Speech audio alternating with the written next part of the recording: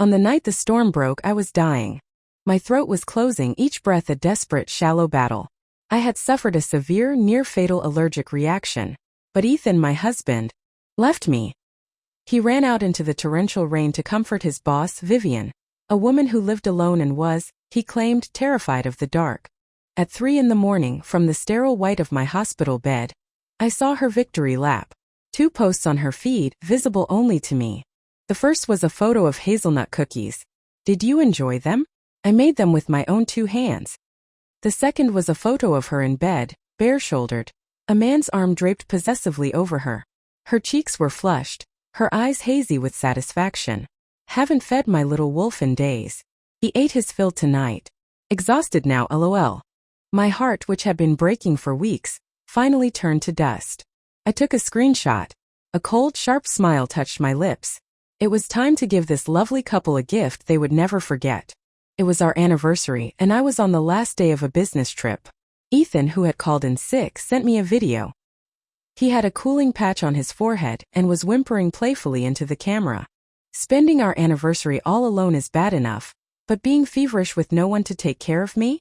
Oh, poor little Ethan is so miserable. That performance, he was the clingy, affectionate husband I adored. My heart ached for him. I sent back a kissing cat emoji. There, a kiss to make it better. I'll be home soon to make you your favorite food, my love. Worried about him, I rushed through my final tasks, caught an earlier flight, and landed that afternoon. After a quick debrief at the office, it was already closing time. A ferocious downpour had begun. I was standing under an awning trying to hail a cab on my phone when I saw him. Ethan, the man who, just hours ago, claimed he was too weak with fever to get out of bed, now looked perfectly vibrant. He was emerging from the main entrance of our office building, holding an umbrella over a woman. They walked past me, their laughter mingling with the sound of the rain. How about that new Thai place for dinner? He suggested. The one I love. Perfect. Whatever you want, the woman replied, her voice a sweet, cloying murmur. It was Vivian. He was carrying her handbag and a sleek, expensive-looking cake box. In the crook of his other arm, he held a massive bouquet of crimson roses so bright they were garish. As they navigated a deep puddle, her hand rested on the small of his back with a practiced familiarity. The rain fell harder. I stood frozen, watching them huddled under the single umbrella. Their heads so close they were practically touching. Their eyes locked in a private, intimate world. I felt like a joke without a punchline. My company and Ethan's were in the same high-rise. I knew who Vivian was. The young, beautiful vice president who had been transferred to his company a few months ago. Ethan must have said something funny because she tilted her head back to laugh, and that's when she saw me. Her smile didn't falter. Look, she said, her voice lazy as she removed her hand from his back. It's your little wifey. Ethan turned. A flicker of something, panic? Guilt. Crossed his face before being replaced by a mask of delighted surprise. Nora, you're back. I thought your flight wasn't until 10 tonight. My lips were sealed shut. I couldn't even manage a hollow greeting. It was Vivian who broke the silence, her smile knowing and sharp. Well, since Nora's here, we'll have to reschedule. I wouldn't want to interrupt your anniversary celebration. Ethan scratched his head with a forced laugh. Sorry about that, Vivian. I'll have to rain check. Drive safe. Their casual, unbothered reactions, devoid of any guilt, made me feel like an idiot. My ashen face and red-rimmed eyes were the only signs that something was terribly wrong. It wasn't until Vivian had left in her own cab and I was sitting in our car, the cake and roses on my lap, that the tears finally came. I demanded to know what was happening, but his casual dismissal was what hurt the most. Nora, what are you thinking? Nothing is going on between Vivian and me. When did my sweet wife become so paranoid? He was still trying to placate me with that charming smile, but it felt alien. Back in college, he was always popular. Even after we were together, girls would still leave him love letters and gifts. It wasn't his fault, but I'd get jealous. And every single time, he would immediately go into self-blame mode, apologizing profusely, begging me to let my anger out so it wouldn't poison me. He would never have been like this, caught in a compromising situation and then casually mocking my jealousy. He tried to pull me into his arms, but I recoiled. He offered me a tissue and I slapped his hand away. His smile vanished. He tilted his chin, his gaze turning cold and appraising. You want an explanation? Fine. I'll spell it out for you. First, I messed up a project proposal and Vivian covered for me. Dinner was just me repaying the favor. Second, it was raining. She was in high heels. She held on to me so she wouldn't fall. And no, I was not staring at her lovingly. If you think that, your eyes are playing tricks on you. Third, her car is in the shop. Yes, I came here to pick up your cake and roses, and since it was on the way, I offered her a ride home. And finally, Vivian has a huge say in my upcoming promotion. Everyone knows the importance of having a good relationship with your superiors. A little bit of flattery within appropriate boundaries is just part of the game.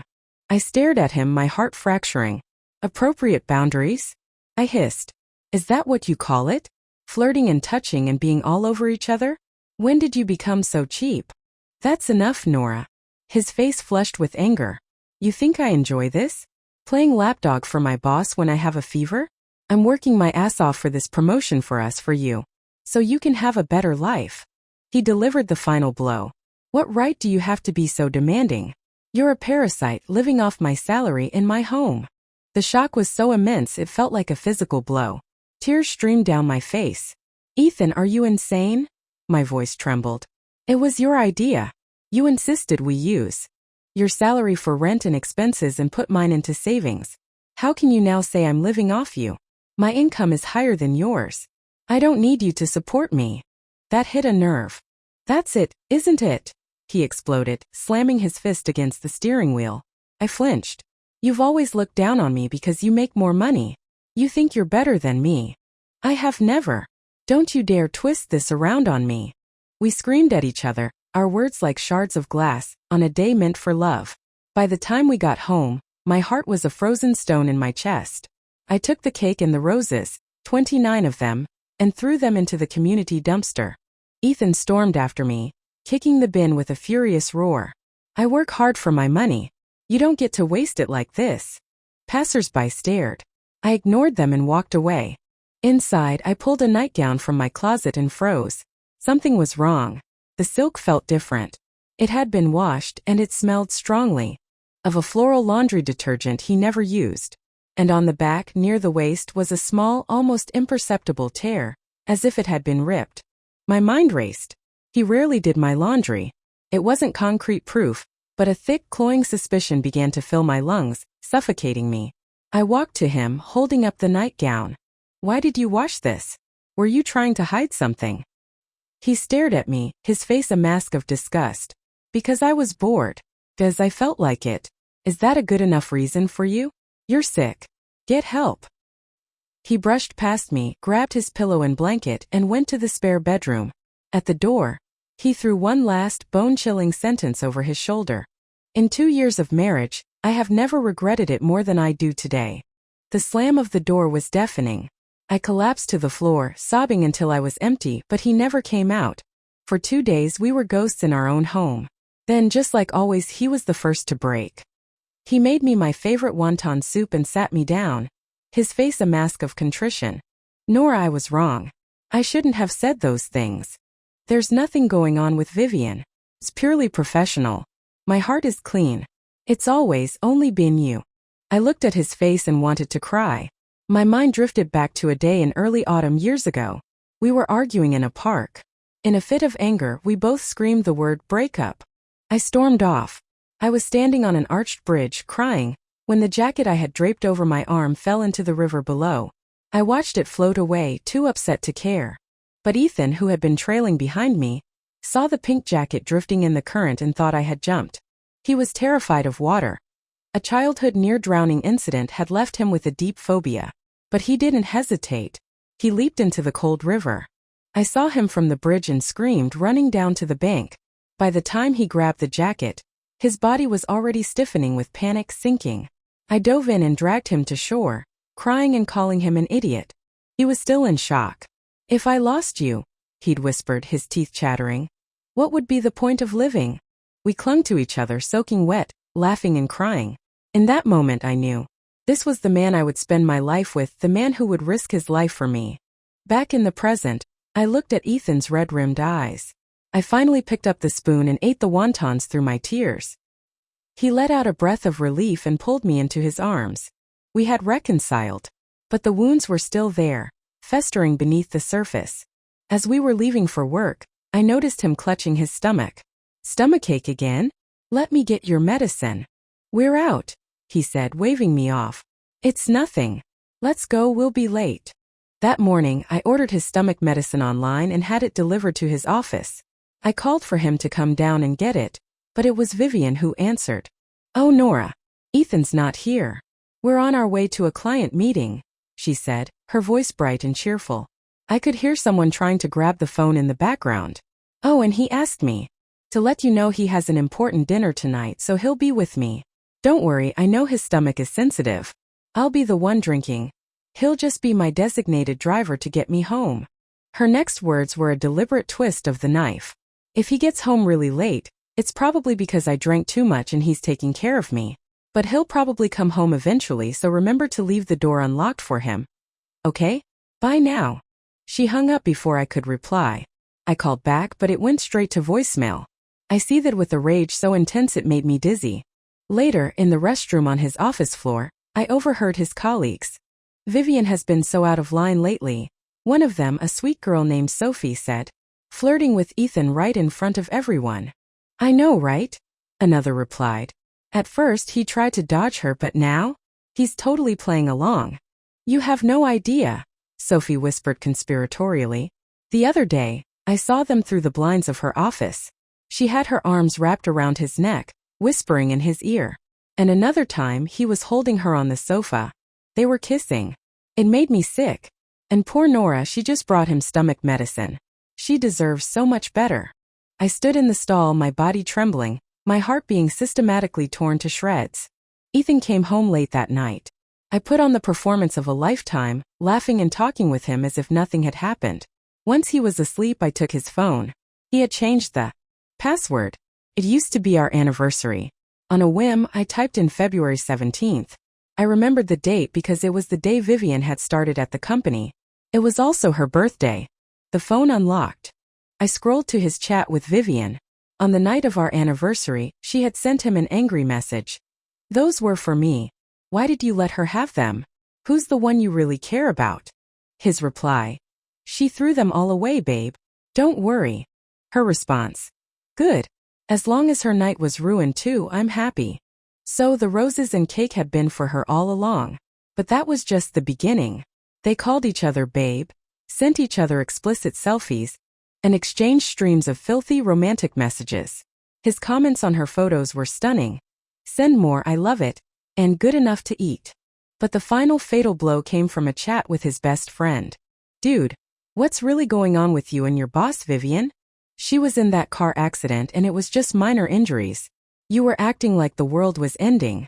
You're not actually falling for her, are you? Ethan's reply was simple, and it destroyed me. I don't know. But she's very easy to like. 8 years of love.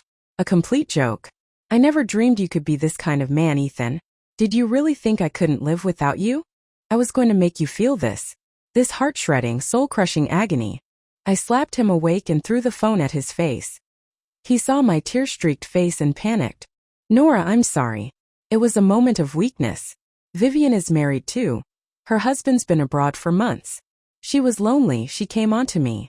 She was the one who initiated everything, who made me change the password. I just wanted the promotion so badly. She kept hinting she'd support me. I was just playing along, Nora, just humoring her. I swear we never crossed the final line.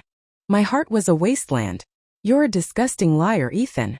It doesn't matter what you did or didn't do. You crossed a line. We're done. I moved into the spare room and started looking for apartments. Seeing that I was serious, he fell apart. He knelt before me, crying and begging. Nora, we can't get divorced. We've been through so much. 8 years of history, all our memories, you're just going to throw it all away. Leaving him was harder than I thought. My own tears fell as freely as his. The pain was a physical weight on my chest. But I couldn't go back. He had defiled something sacred between us. A treasured possession, once broken and dirted, can only be thrown away. The day I served him with divorce papers, he truly lost it. He wrote a multi-page, rambling confession, detailing every happy moment we'd ever shared. It was heartbreaking to read, but I held firm. He made my favorite meals, I cooked my own. When the moving truck arrived, he climbed onto the windowsill and threatened to jump. I sent the movers away to avoid a public spectacle. He collapsed to the floor, sobbing. Nora, please. What's the point, Ethan? I sighed. It's useless. One evening I realized I'd left my keys at home. I went to his office to get his set. In the hallway I ran into Vivian. I glanced at her and kept walking. Stop right there, Nora, she snapped. What was that look?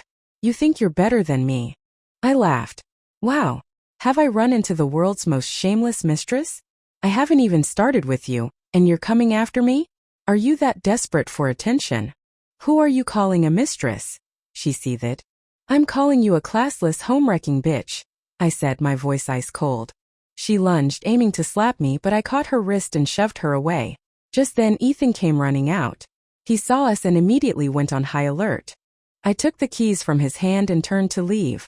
But Vivian instantly transformed, her face crumbling into tears. Ethan, you're just in time. What have you been telling your wife? She's here screaming at me, calling me a mistress for everyone to hear. Ethan's expression hardened.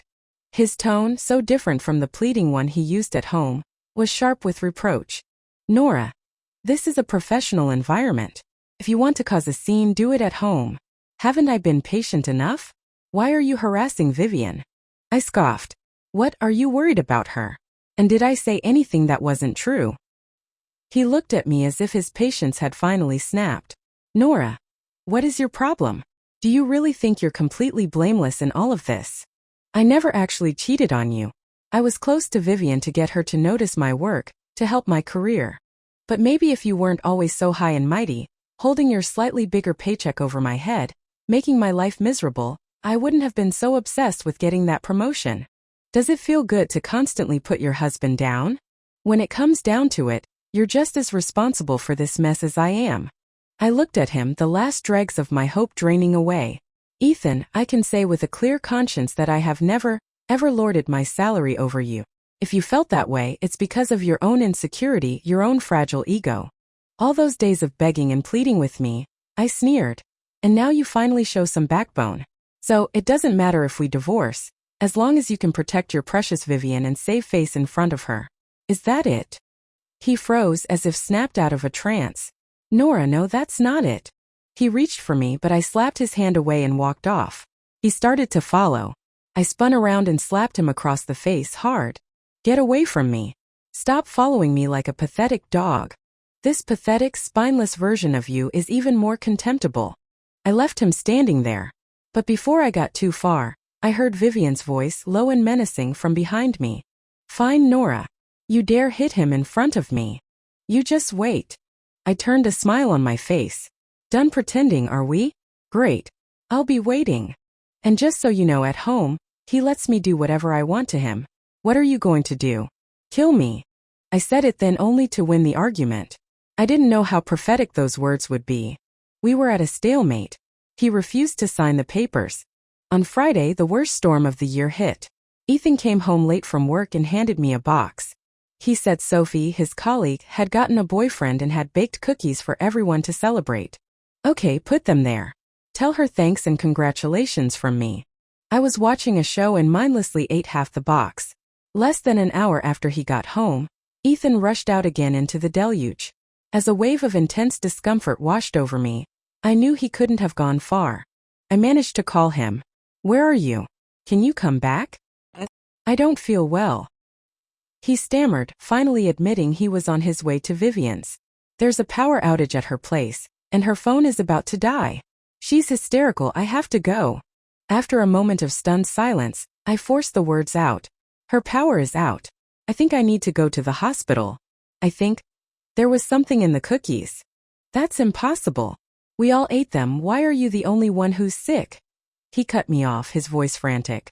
You don't understand, Nora. Vivian has a pathological fear of the dark. A complete blackout could trigger a severe phobic attack. She could go into shock. I have to be with her, do you understand? Ethan, I'm begging you, just come back. My whole body. My skin was on fire with an unbearable itch. I was dizzy, nauseous, and most terrifyingly, I couldn't breathe. But he didn't have time to listen. Nora, be reasonable. If you have an upset stomach, take some medicine. I'll be back as soon as Vivian is calm. I have to go, the roads are terrible. The line went dead. My calls and messages went unanswered. At that moment I was truly in despair. I didn't even have the strength to cry. The paramedics saved me. A severe allergic reaction, the doctor said. I was lucky to be alive. By the time I was stable, it was 3 a.m. I picked up my phone and saw a friend request from Vivian. I accepted.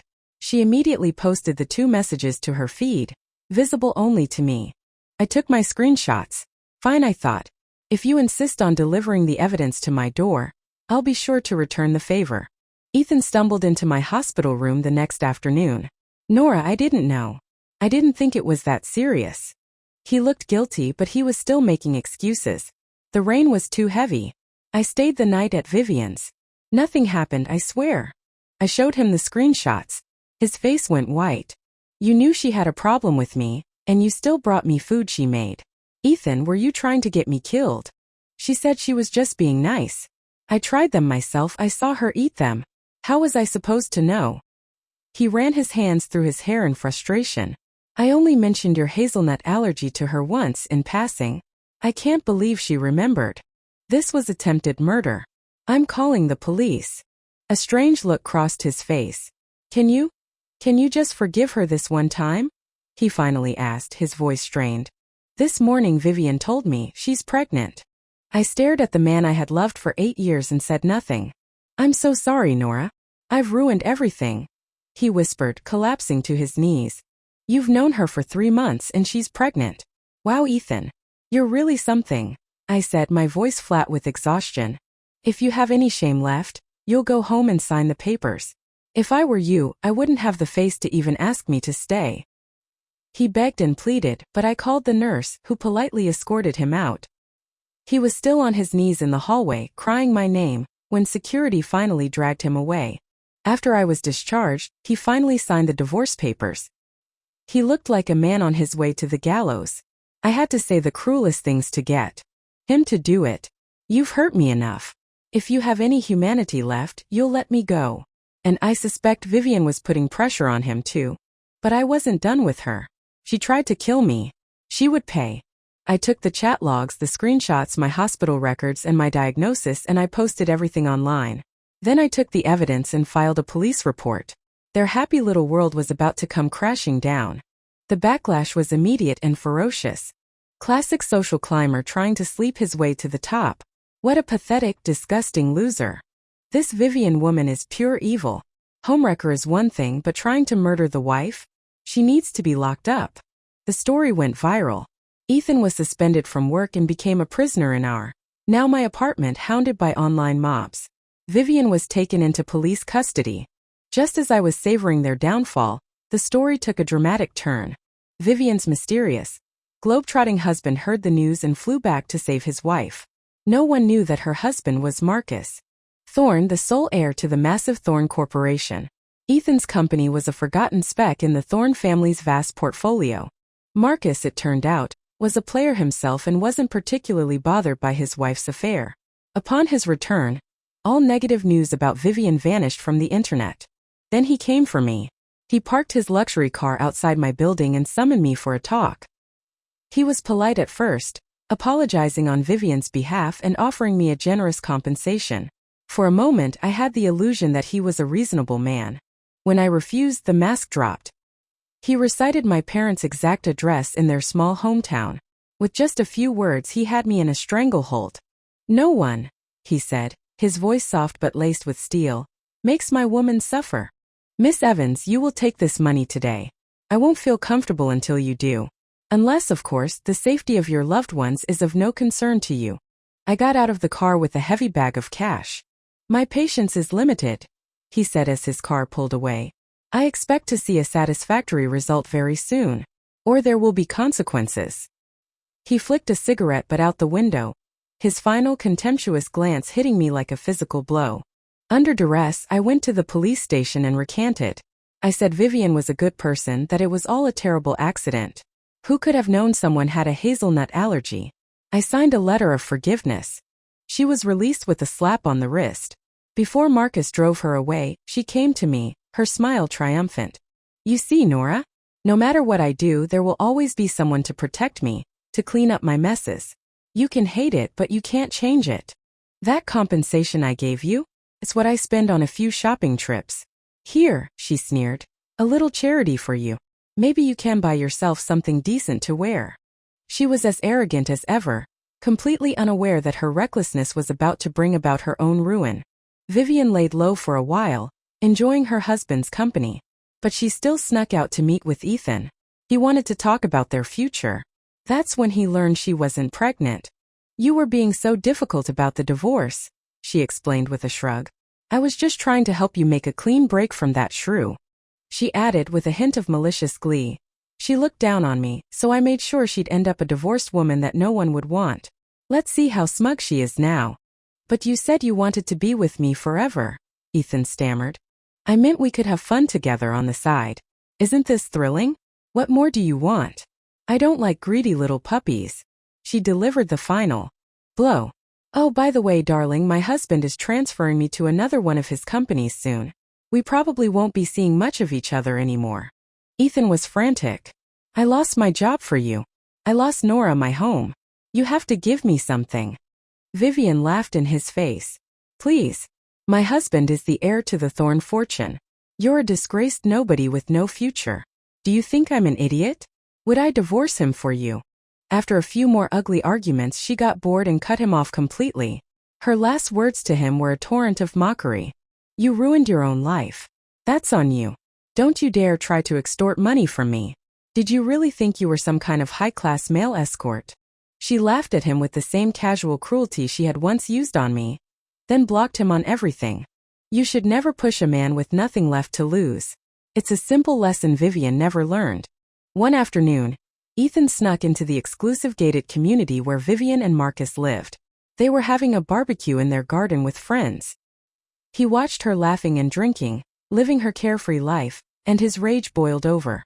When the others went inside for more food, leaving Vivian alone by the grill, he vaulted the wall. He grabbed her by the hair and slammed her face down onto the hot grates. The sound of her skin sizzling against the metal was drowned out by her agonized screams. He held her there, his face a mask of hate. Marcus and his friends rushed out and subdued him. He was still laughing maniacally. You bitch. You ruined my life. Now you won't have a good life either. I want you to be a monster just like me, living but wishing you were dead. Ethan was arrested and sentenced to 6 years in prison for aggravated assault. Vivian's fate was just as grim. Her face was destroyed, a horrifying landscape of scars. But the real twist was Marcus's reaction. Seeing her disfigured face seemed to break something inside him. He became hysterical whenever he looked at her. It turned out that Marcus had chosen Vivian for one reason. She was a near-perfect double for his first love, his white moonlight, who had died of a terminal illness. He had never loved Vivian. He had loved her face. Without that face, she had no value to him. He despised her for getting into trouble, for failing to protect the one thing he cherished. He took his anger out on her and soon filed for divorce, citing her multiple affairs. He had her thrown out of the mansion in the middle of the night with nothing but a suitcase. Strange, isn't it? He could tolerate her infidelity, her shallow nature, but not the loss of her resemblance to another woman. Ethan's friend visited him in prison and later relayed a message to me. He said he doesn't blame you for exposing him, Nora. He knows he deserved it. All his hatred is for her. He said you were the love of his life, and all he feels for you is regret. He wants to see you. I thought about it, but I declined. There was no point in visiting a stranger. Years later, my new husband and I were at an amusement park with our 2 children.